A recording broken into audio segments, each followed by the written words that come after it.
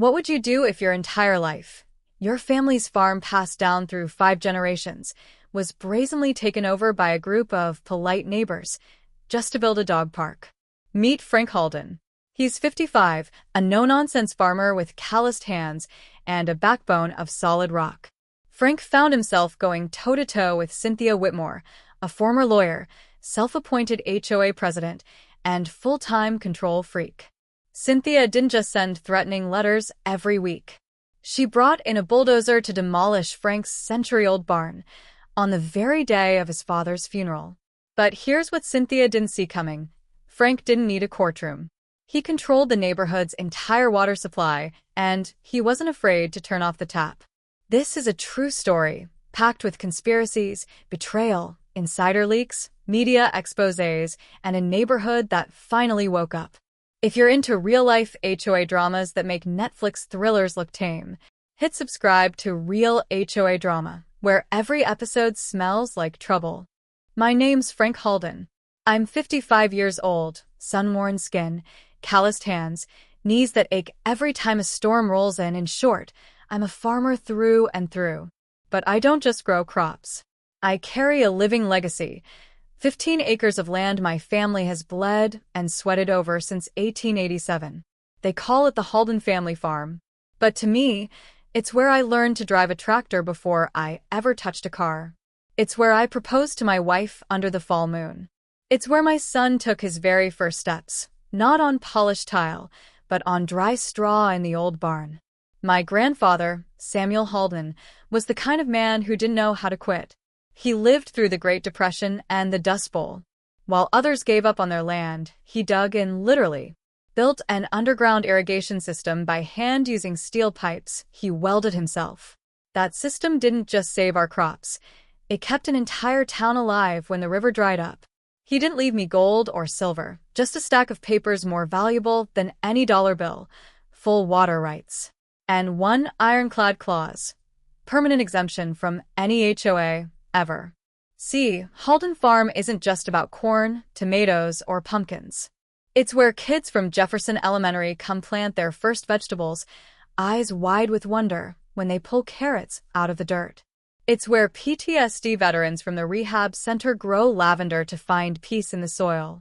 Every summer, the whole town gathers here for the Pumpkin Patch Festival, cornbread, fresh cider, and a good watermelon cutting contest.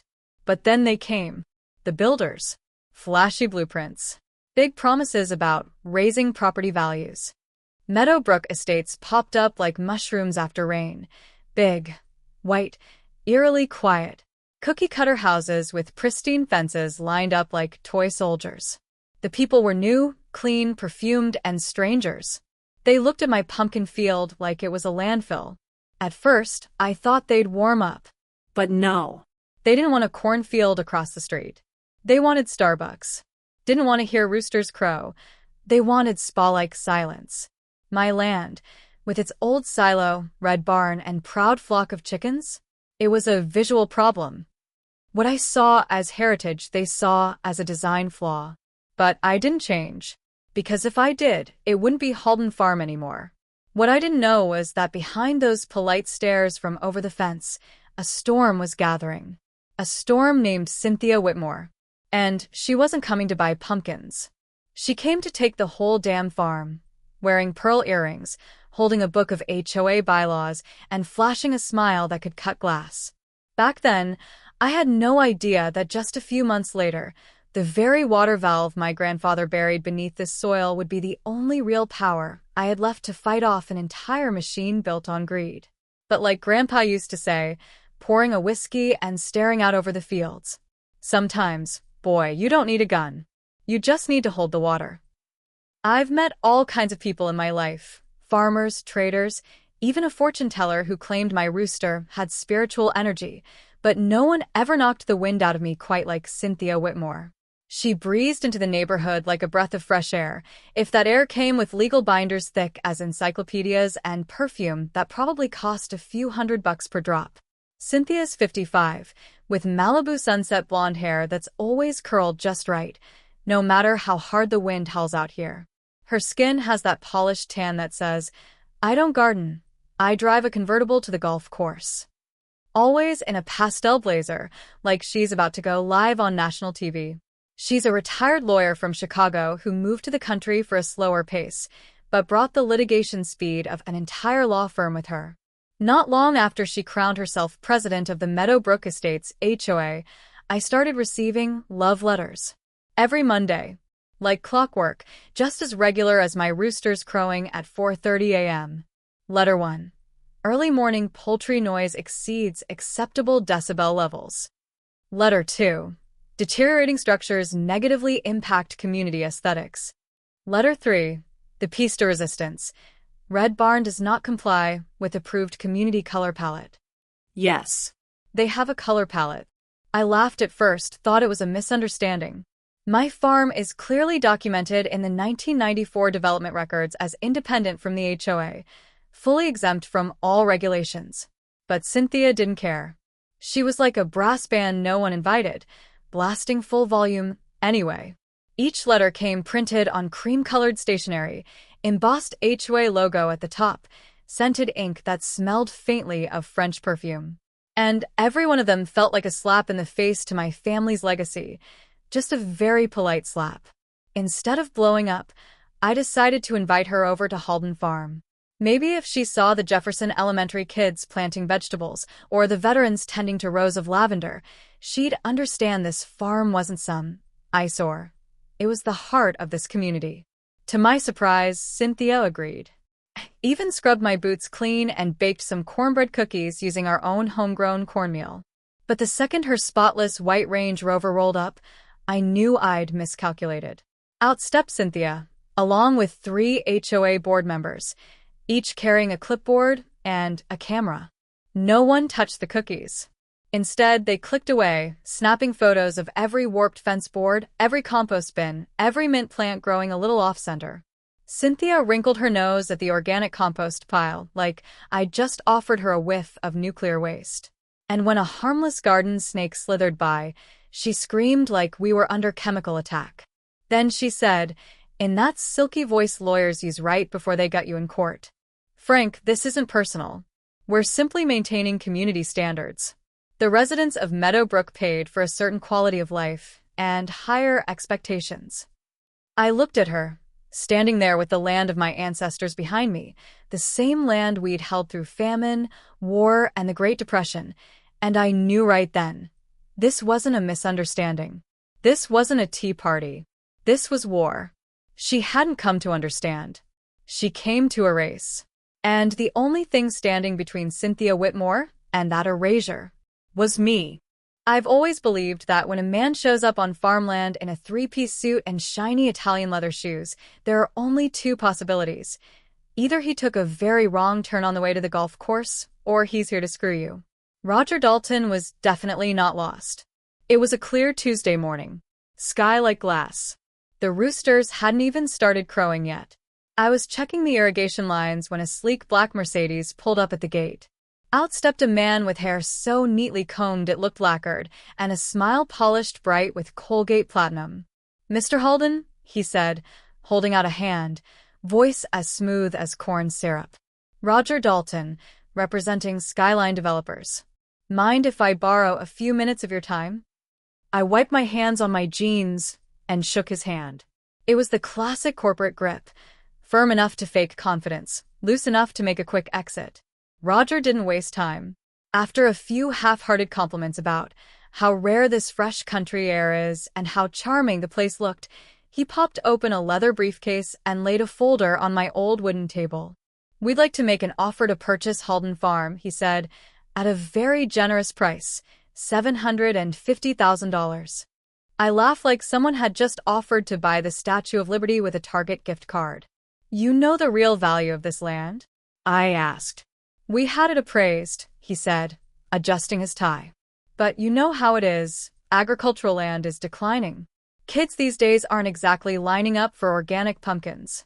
But with a modern urban development vision, a small shopping center, upscale condos, community amenities, the value shifts completely." I closed the folder and pushed it gently back to him. "Not for sale. Not ever." And that's when the friendly mask slid right off his face. The smile vanished. The charm drained. His voice dropped low and cold, like steel sliding from a sheath.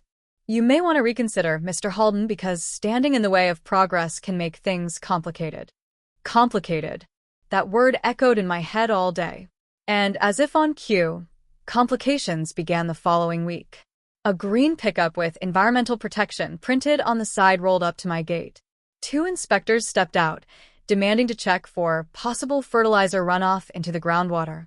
Never mind that I only use organic compost and run a closed irrigation system. They went through every compost bin like they were hunting for plutonium. Then came the veterinary inspectors, asking whether my chickens were properly vaccinated. Next, a building code violation notice for the barn of all things. Apparently, it didn't meet the height requirements for adjacent residential zones. What zones? Each inspection came with a fresh $100 fine, like postcards from hell, arriving more regularly than Cynthia's Monday morning love notes. I knew someone was pulling the strings. Wasn't hard to guess when Skyline Developers and Cynthia Whitmore were suddenly thicker than thieves, 2 foxes circling the henhouse. But what they didn't know is that Halden Farm isn't just a piece of land. It's blood. It's bone. It's the promise of every Halden who came before me. And if they think a few legal threats and a Botox smile are enough to shake me, they haven't seen what this old man is about to do, with one little water valve. My father passed away on a crisp April morning when the pear blossoms on the front porch were still dripping with dew. He left this world the way he lived in it, quietly, without fuss, without burdening anyone. Just a piece of land and an old notebook with a single line scrawled in his handwriting. Hold on to it, Frank. Never let go. We held a simple funeral right here on the land he'd walked for over 80 years. Neighbors brought apple pies. The lavender veteran bowed his head in silence. And the children who once learned to garden by his side stood still in the new corn rows, barely knee-high. I had never seen Helen cry so much. And me, who always thought I was tough as an old oak, I couldn't keep my voice steady when I read the eulogy. But losing my father wasn't the worst thing that happened that day. Around 10 a.m., I was still standing at his graveside, dirt in my hand, ready to scatter it over the walnut casket we built from the tree behind the house, when my phone buzzed in my pocket. It was Helen. Her voice shook, cracking between panicked breaths. Frank, they're breaking the fence. The bulldozers, they're tearing down the barn. I didn't say a word. I dropped the shovel, ran to the pickup, still in my funeral clothes. I don't remember how many red lights I blew through or how many cars I nearly hit, but all I could see in my head was the red barn. The one my father built in 1930, collapsed into a heap of meaningless wood. When I flew around the final bend, the sight froze my blood. The 100-year-old oak fence was splintered and scattered like relics of a lost world.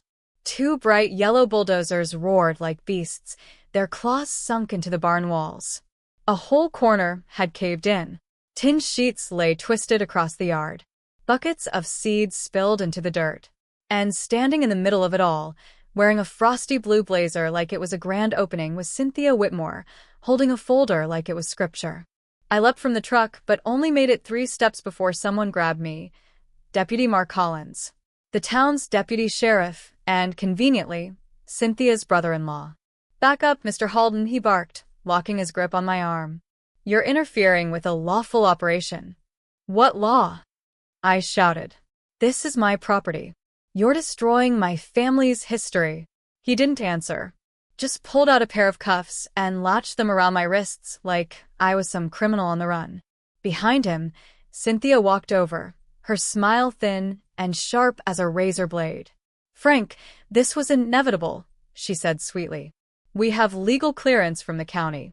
This is a community project, a dog park. You really should be more cooperative. She raised a folder stamped with the county seal, red ink bleeding across the page, as if that alone gave her permission to erase 100 years of sweat and memory. I screamed from the back of the patrol car as the last beams of the barn came crashing down, metal groaning, dust choking the sky. Helen stood nearby, phone shaking in her hands, tears streaming down her face. A few neighbors tried to speak up, but the officers pushed them back. You have no right, I yelled, slamming my fists against the door. This is private land, exempt from HOA since 1994. This is illegal. Deputy Collins turned and sneered. The county approved it, old man. You should have taken Skyline's check instead of fighting progress. I don't know what hurt more, losing my father, or watching the place he poured his life into, every nail, every beam, every callous memory, get chewed up by steel and ambition dressed in tailored suits. But what I do know is this. I won't let them get away with it. Because if they think they've crushed my past, they have no idea that I'm holding the future of this entire neighborhood, buried deep in the ground, right where my grandfather left it. And trust me, it's stronger than any law. They thought they'd won. They thought slapping cuffs on me, bulldozing my grandfather's barn, and waving around a stack of counterfeit community orders was enough to bury a man's life, a generation's work, and a family's legacy. But what Cynthia Whitmore and her little circle of polished co-conspirators didn't see coming was Helen Halden. Because my wife isn't just my better half. She's got the survival instincts of a mother lion and the covert skills of a CIA field agent when properly motivated. 3 weeks before the demolition, over afternoon tea with our lawyer, Bill Carrington, he gave Helen a look more serious than I'd ever seen from the man. I don't trust Cynthia to stop at warning letters, he said. You need to start documenting everything. And I don't mean ink and paper. Helen nodded. And the next Monday morning, she climbed a ladder, pretending to fix the farm tours, free for kids sign. What she really did was mount a camera, no bigger than a fingernail, with 180-degree rotation, sharper than the human eye. The day the bulldozers came, while I was locked in the back of a patrol car, Helen was still filming on her phone until they confiscated it. But what they didn't see was the tiny camera still recording from above, capturing every word, every move, every command, including the single dumbest sentence Cynthia Whitmore has ever said in her life. Tear down that old barn. We need an open view for the luxury condos. Rich people don't want to see a pile of rotting wood. I swear, when I replayed that footage and heard those words come out of her mouth, I could almost feel my grandfather, wherever he is, slamming his wooden cane into the ground and hollering, "Gotcha." Bill practically leapt out of his chair. Good Lord. That's direct evidence of malicious intent from the ringleader herself. This isn't a theory anymore. This is fraud, abuse of authority, intentional land seizure. But that wasn't even the biggest shock of the day. That afternoon, I got an anonymous email. No name, just a subject line. I can't stay silent anymore. Inside was a single attachment, an internal HOA email extract, and one simple line. My name is Emily. I used to think Cynthia just wanted to keep the community beautiful. I was wrong. Emily West, 28 years old, the youngest member of the HOA board. I'd seen her before, standing behind Cynthia during that so-called visual inspection of the farm. Quiet, reserved. Turns out, she wasn't as blind as I thought. The attachment revealed a chain of emails between Cynthia and Skyline developers, spanning 4 months. Not a single line about a dog park, but page after page about Phase 1 Whitmore Heights. Luxury condo subdivision. Infinity pool amenities. Private clubhouse for elite residents. One email even read, if we can acquire Halden Farm, we can increase residential density by 40%. Price points double. Wear him down until he sells cheap.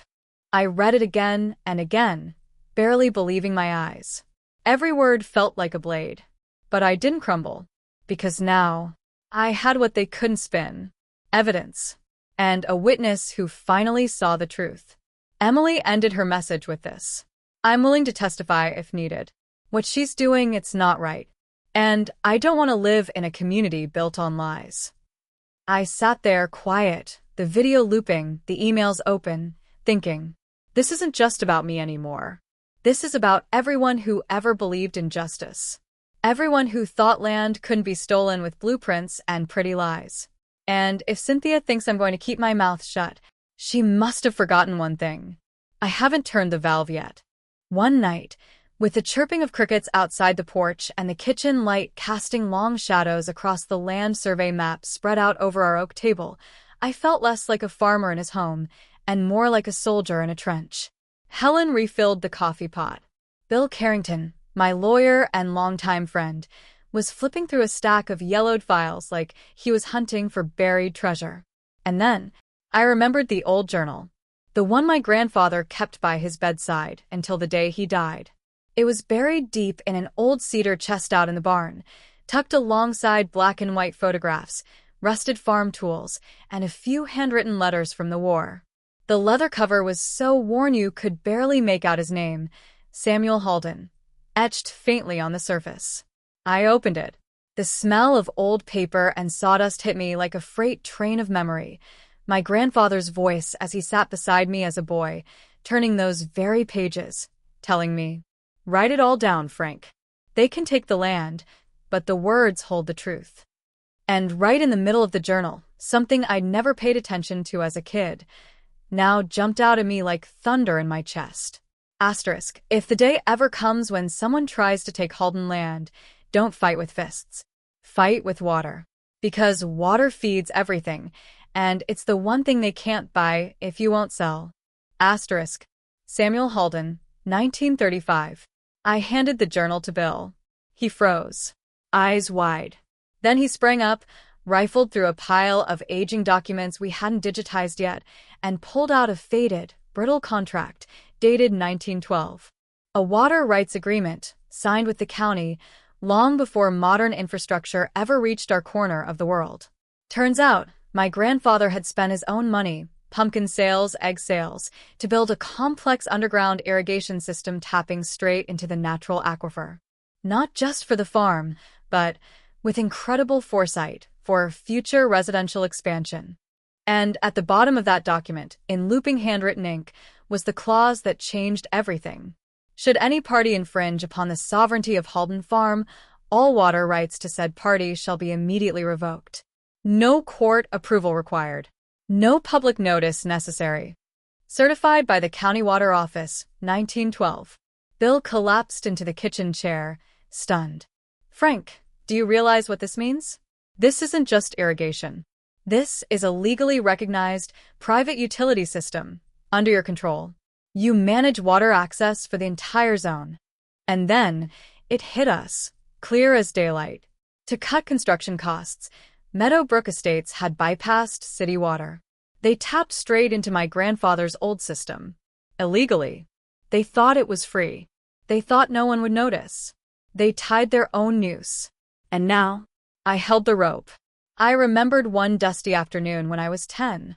Grandpa took me out behind the shed to a little stone pump house. He placed my hand on a giant iron valve wheel and said, "If the day ever comes when you need to protect this land, don't go looking for a gun. Come find this." Back then, I didn't understand what he meant. But that night, with cold coffee in my mug and the lamp flickering low, I understood everything. They had bulldozers. They had fake permits. They had cops on their side. But I had water, and a century of law standing behind me. The battle wasn't over. It was just beginning. And this time, I wasn't just defending my land. I was about to flip the whole game, with the one thing they never saw coming. The legacy of a farmer who saw 100 years into the future. I've sent plenty of letters in my life. Egg invoices to grocery stores. Thank you notes to my kids' teachers. Even one last handwritten letter to my father before he passed. But I've never written anything like the letter I sent that Monday. It wasn't a rant. It wasn't a plea. It was a 2-page ultimatum, plain, direct, no sugarcoating. Black ink. Bold type. Tucked inside white envelopes and hand-delivered to 200 homes. One for every resident of Meadowbrook Estates. Every member of the HOA. And, of course, one for Cynthia Whitmore. The message was clear. Asterisk, in light of the trespass and destruction of agricultural property, in direct violation of the legally established water rights from 1912, I, Frank Halden, hereby give formal notice. If Halden Farm is not fully restored and compensated for within 30 days from today, Water access to all of Meadowbrook Estates will be permanently terminated. No court required. No negotiation. Asterisk. No threats. No begging. Just facts, and a line drawn in the dirt between justice and greed, between a 100-year legacy and a row of infinity pools and spa tubs. Helen and I delivered them ourselves door to door. Some slammed the door in our faces. Some listened quietly and nodded. One old man said, "I remember your dad growing melons here. You're doing the right thing, Frank." And Cynthia? She called an emergency meeting the very next night. The community center was packed, bright lights overhead, chairs filled with worried faces. Cynthia stepped onto the stage like a political starlet, took the mic, and delivered her performance, lipstick smile and all. Asterisk, dear residents, there is absolutely nothing to worry about. Mr. Halden is panicking, making up stories to pressure us. This so-called 1912 water rights nonsense? Ridiculous. The county would never allow such a thing. Trust me, he won't dare. And if he does, he'll be dealt with immediately. Asterisk. The room broke into soft laughter. Men in polos clapped each other on the back. Wives exhaled and went back to dreaming about lilac beds and white wine on their patios. They trusted Cynthia the way people trusted GPS. They thought I was just an angry old farmer clinging to the past. But what they didn't know, what she didn't know, was that the county had no authority over this. Because this water system was built before the county even had a water board. It's a private utility, registered, certified, and exempt from all current oversight.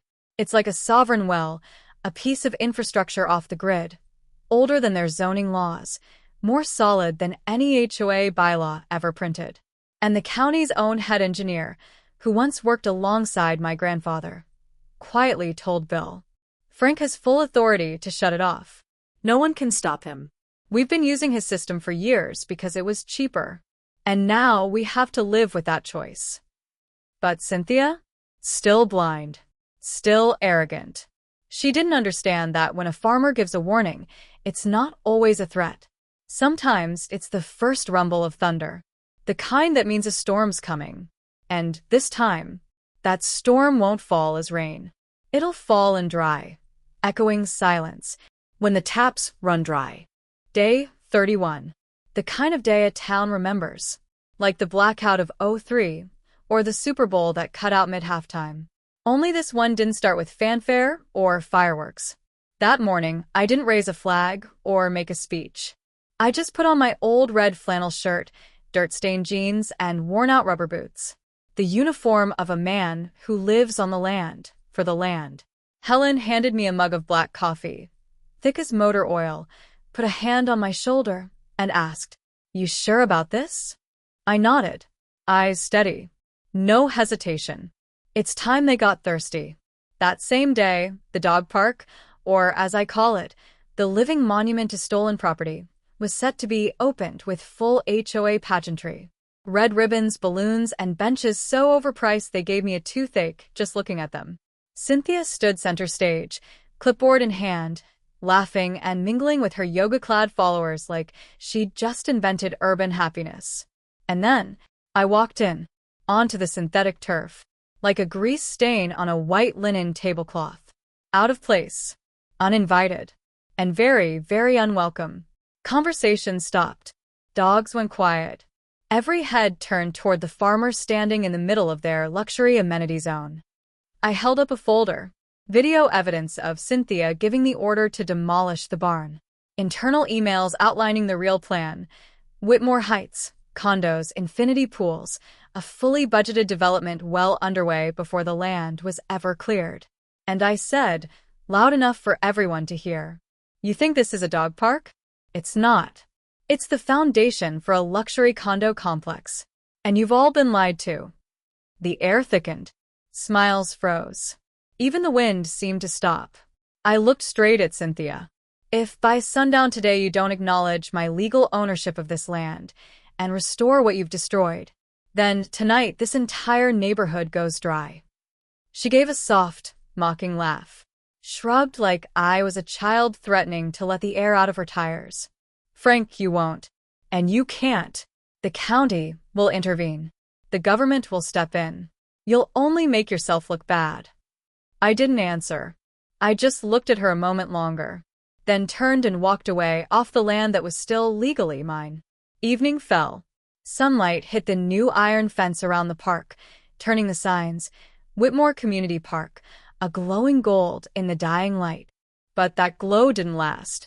Because at exactly 6 p.m., Helen and I stepped into the old stone pump house, built by my grandfather in 1932. I placed my hand on the main valve. The iron wheel was rusted, but solid. Helen's camera rolled. I turned it, slow, steady, without a second thought. Water stopped. No explosion. No dramatic sound.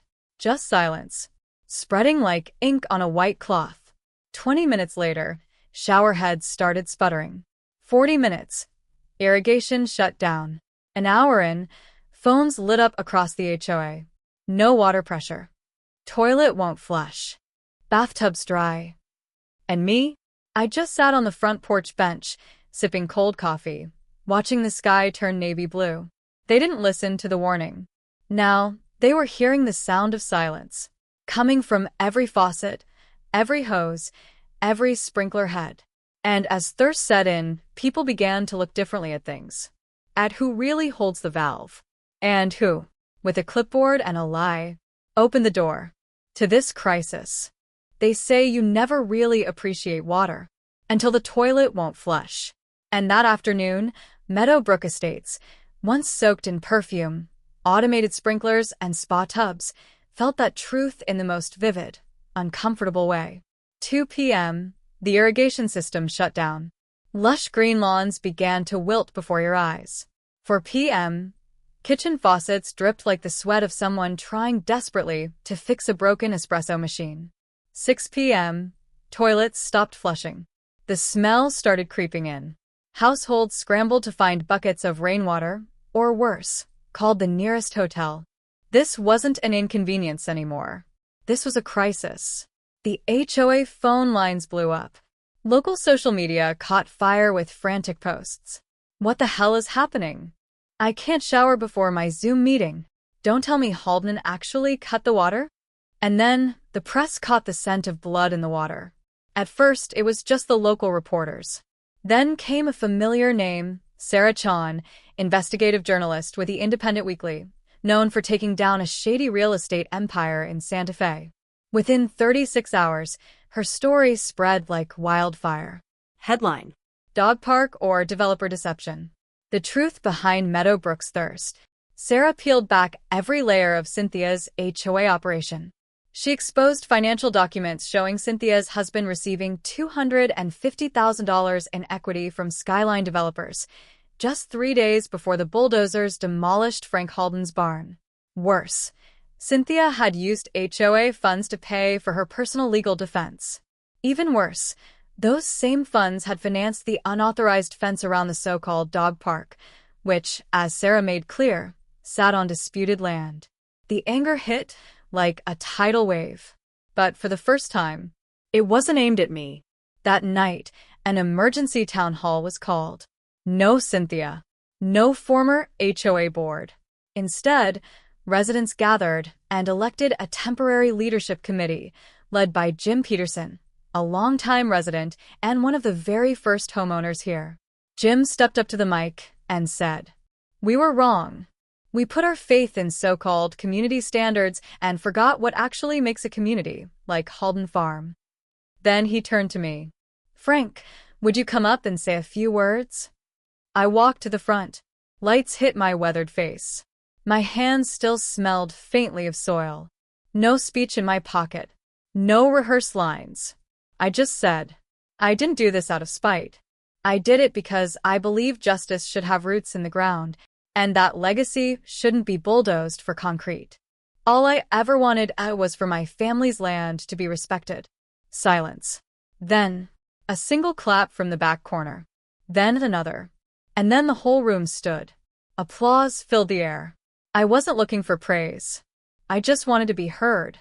And in that moment, when their eyes met mine, no longer full of suspicion, but of recognition, I realized This fight was no longer just mine. They weren't thirsty because I turned off the water. They were thirsty because for too long, they hadn't drunk from the well of truth. 3 months after I turned the water valve, I walked into the county courthouse. Not as a defendant, but as a man carrying a legacy. My straw had been traded for a plain brown fedora. My jeans were clean, but my hands still bore the hardened lines of a man who dug in, planted roots, and stood his ground against a system that tried to uproot him. Presiding over the courtroom was Judge Elena Ramirez. Her hair was half silver, her eyes sharp as cold steel. She didn't care for theatrics, only the truth. And today, she'd heard enough of it. Bill Carrington played the video, Cynthia ordering the demolition of the barn. Emily West took the stand and exposed the chain of internal HOA emails detailing the real plan behind Whitmore Heights. And when Sarah Chan walked in, holding proof that Cynthia's husband received $250,000 in equity from Skyline developers just 3 days before the bulldozers hit Halden soil, the whole courtroom held its breath. Judge Ramirez lowered her gavel, voice steady, eyes locked. Cynthia Whitmore, you and the former HOA board are found to have committed document fraud, abuse of authority, and unlawful seizure of private property. Mr. Frank Halden acted fully within the law, supported by recognized legal ownership of land and water infrastructure. I order immediate restoration of Mr. Halden's property rights and assets. This case will also be forwarded to the district attorney for criminal investigation. No applause. Just the collective exhale of a room that had finally heard justice spoken aloud. 3 days later, Cynthia resigned from the HOA and sold her mansion at a 30% loss. Her law license was suspended. And if you ask me, that probably stung worse than losing her home. But the most beautiful part came afterward. Jim Peterson, the very first resident of Meadowbrook, stepped in to lead the new HOA board.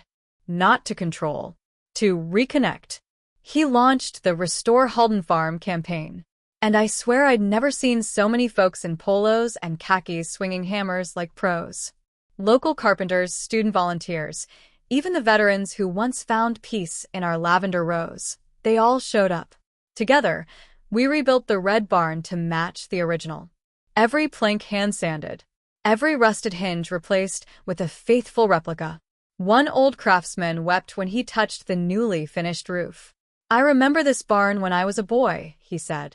And now I've helped bring it back to life. The land they tried to steal? It was reborn into an agricultural learning center. Kids grew pumpkins. Adults learned to compost. And people who once stood on opposite sides now shared cider under the autumn moon. We started hosting farm dinners once a month. Everyone brought a dish. Every dish carried a story. And I wasn't that farmer the HOA tried to sue. I was just a neighbor, like everyone else. But the real victory came at year's end, when the governor signed the Halden Act into law, a landmark policy protecting traditional farmland from unlawful seizure. A promise that land like mine and people like me would never again be bulldozed by profit hiding behind paperwork. At the barn's rededication ceremony, I stood on the wooden platform, looking out at the crowd. Some had once feared me. Some had once fought me. But now, they all stood together and applauded something far bigger than me. Faith. I didn't fight for revenge. I just turned a valve. But in the end, that simple act didn't just stop the water.